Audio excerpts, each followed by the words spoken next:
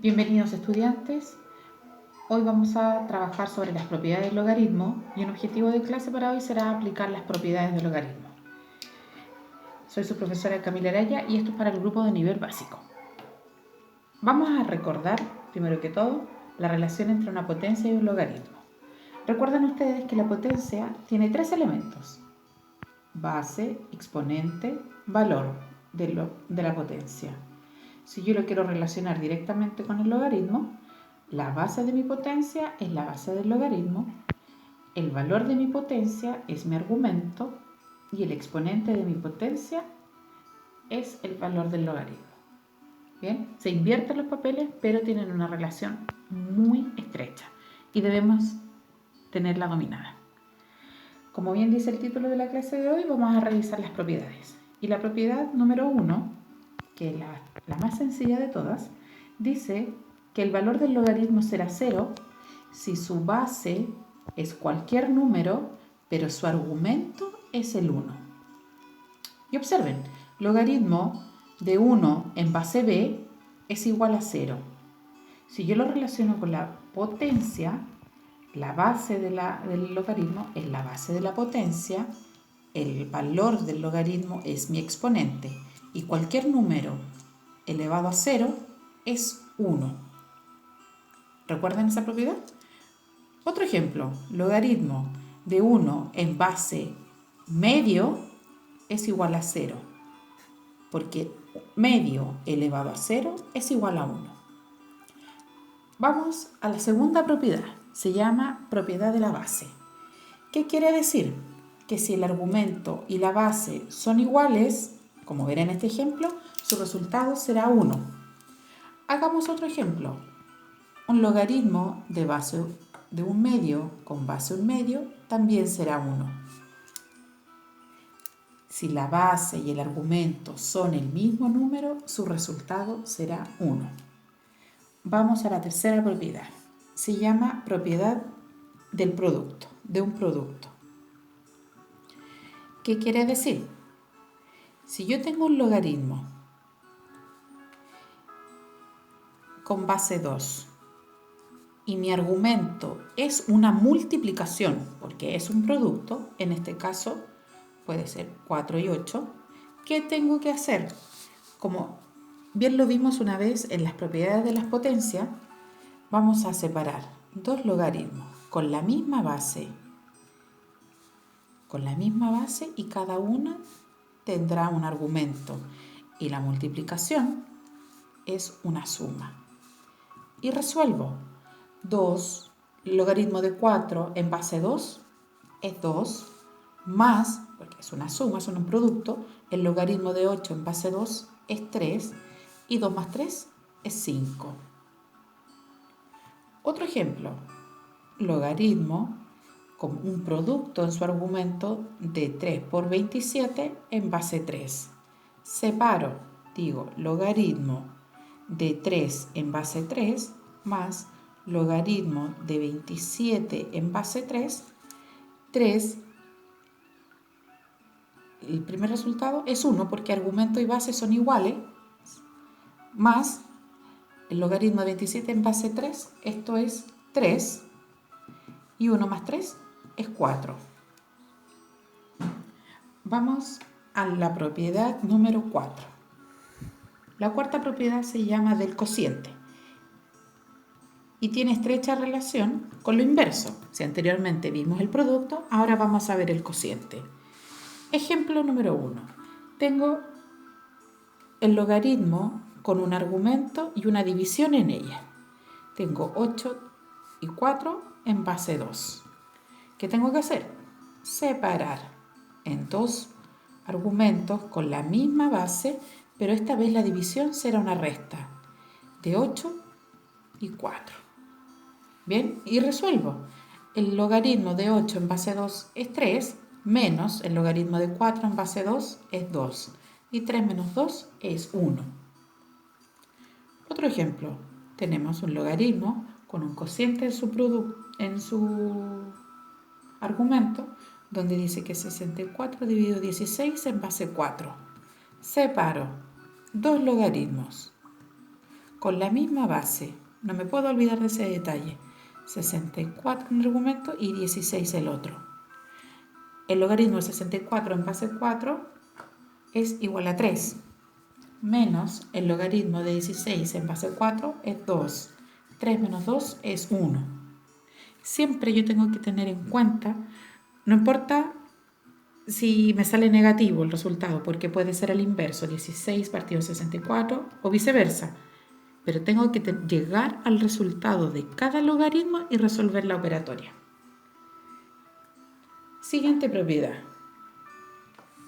Se llama logaritmo de una potencia. ¿Qué quiere decir? El exponente del argumento. Esto sucede, de la potencia, vamos a escribir aquí. Esto sucede cuando un logaritmo, por ejemplo, de 4 en base 2, tiene un exponente. Cuando el argumento tiene un exponente, fíjense ahí. ¿Qué tengo que hacer yo? El exponente va a multiplicar el logaritmo. Lo cambio de posición, lo pongo adelante. Adelante del logaritmo, mi argumento y mi base. Y me queda 3 y el logaritmo de 4 en base 2 es 2. Y como es una multiplicación, yo digo 3 por 2 es 6. Otro ejemplo. Digamos 3. Digamos que el logaritmo de 32 en base 2 con un exponente 5, hacemos el mismo trabajo. El exponente pasa delante del logaritmo, escribimos logaritmo, mi argumento, mi base y resuelvo. 5 era el exponente, va a multiplicar mi valor. Y digo 5, acá me multiplica y el valor de mi logaritmo de 32 en base 2 es 5. Y digo 5 por 5, 25. Y ese sería el resultado de mi quinta propiedad. Sexta propiedad. Vamos a ver. Logaritmo de una raíz. Dice que una raíz en el argumento debe ser escrita como una potencia cuyo exponente será una fracción. Luego, ocupando la propiedad anterior, la relación con la potencia, dicho exponente multiplicará el logaritmo. Se va a ver un poquito complicado, pero créanme que es muy sencillo. Esta va a ser la propiedad de la raíz. Donde un logaritmo de 3 raíz de 81, ustedes dicen, chuta, una raíz, ya empezó la profesora a meter cosas. Recuerden, la raíz se va a convertir en una fracción, siempre de un medio. ¿Por qué? Porque tenemos, acuérdense de los elementos de la raíz, el índice de la raíz y el exponente del valor subradical se convierten en una fracción y eso va a multiplicar mi logaritmo de 81 en base 3. Entonces me queda un medio por 3 elevado a ¿cuánto me da 81? Por 4. Y multiplico. Si me complica, pongo el 1. Y digo 1 por 4, 4, 2 por 1, 2, fracción impropia, y estos son dos enteros. ¿Ven? Observemos otro ejemplo. Logaritmo de raíz de 16 en base 4. Nuevamente, mismo índice de raíz, mismo exponente del valor subradical, entonces un medio por el logaritmo de 16 en base 4. Muevo un medio por 4 elevado a ¿cuánto me da 16? 4 por 4, o sea, al cuadrado 2 veces. 2 veces. Y lo parto en 1 si tengo dificultades en relacionar un número entero con una fracción. Y multiplico. 2 por 1, 2. 2 por 1, 2. Mismo numerador, mismo denominador, es un entero. Y eso es todo. Vamos a la última propiedad. Última propiedad para esta clase. y se llama cambio de base. Cambio de base. Sucede al tener una base que elevado a ningún número conocido resulte el argumento. En este caso se genera un cociente entre el logaritmo del argumento y el logaritmo de la base, y usted debe encontrar una base común para los nuevos logaritmos. Por ejemplo, si yo digo logaritmo de 4 en 32, digo 4 elevado a ¿cuánto me da 32? Es nada, porque 4 por 4 es 16, 16 por 4 es 64, pero tengo 4 y 32. ¿Qué tengo que hacer yo? Separar el logaritmo de 4 y el logaritmo de 32. Pero me falta, en ambos me falta la base, y tengo que buscar una base para ambos. Y en este caso es el 2.